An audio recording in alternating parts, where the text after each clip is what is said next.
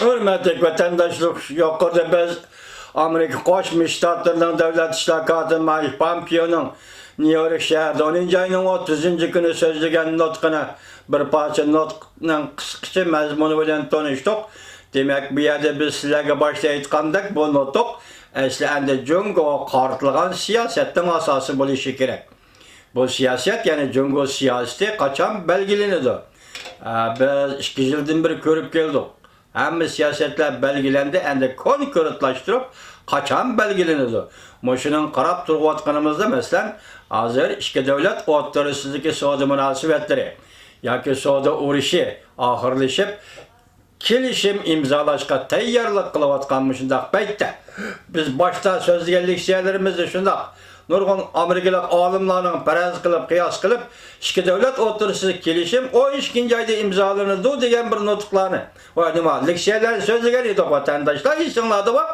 Demek hozir bugun 11 ayning 16-17 kunlari shu vaqtni o'zgartmay bu kelishim imzolanadigan bo'lsa demak 12 oyda imzolandi degan gap. Kelishimning konkret mazmunlarini nima vaqti kelganda ko'ramiz agar hukumat taraf mayli Amerika taraf yoki Jungo taraf e'lon qiladigan bo'lsa buni ko'ralaymiz. Endi biz yaqin 4-umumiy yig'indagi tahlillarimizni sizlarga topshirdik.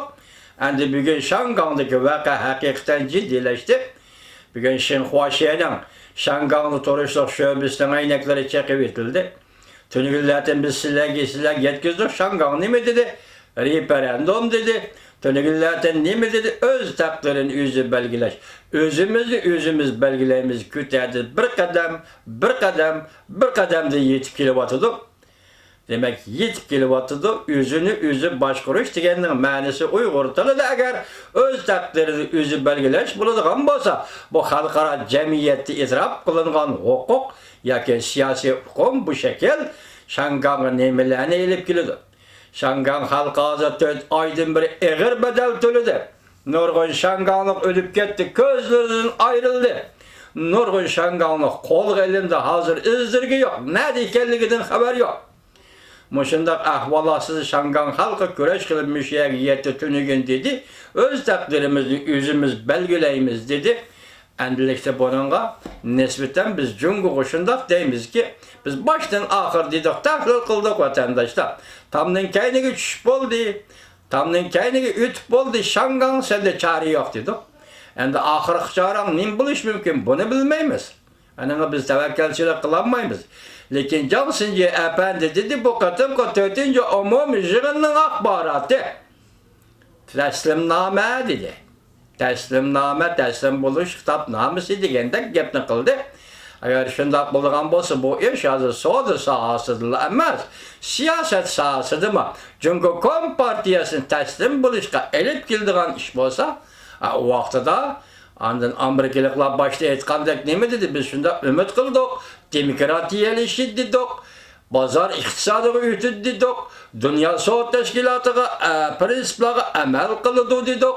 Qo'shnilarni iqtisodiy zulm bilan kontrol qilib, ularning davlat egilik huquqiga tahdid yetkazmaydi dedik. Lekin Jungo bizning degan yerimizdan chiqmadi dedi. Amerika Qo'shma Shtatlarining davlat ishloqoti Mike Pompeo. Şundak, endi aldığımızda körümüz, bugün Şangang doğrusu haber tayyorlashimiz gerek edi vatandaş, erteden başlap tayyorlayman. Şuna andın vatandaşlarımga bugün mundaq bir iltimosim bor. Qani qabul qilamdi yoki vatandaşlarımni zeriktirib qo'yamdi men bilmayman. Shunda kundalik siyosatni so'zlab olsak, vatandaşlar zerikib qoladi. Ancha-muncha atrofliq bilimga ega bo'lishi kerak. Degende etraflık bilim iyi bulalmadı degenim emas. Mesela sizler görüp doğan bir kitap benim kolumda kitap Yakup Bey'nin tercüme hali. Bu kitap neşri kılıngandı, kançılık neşri kıldı tazı haberim yokmuş. Ahırda bak karamaptım ben.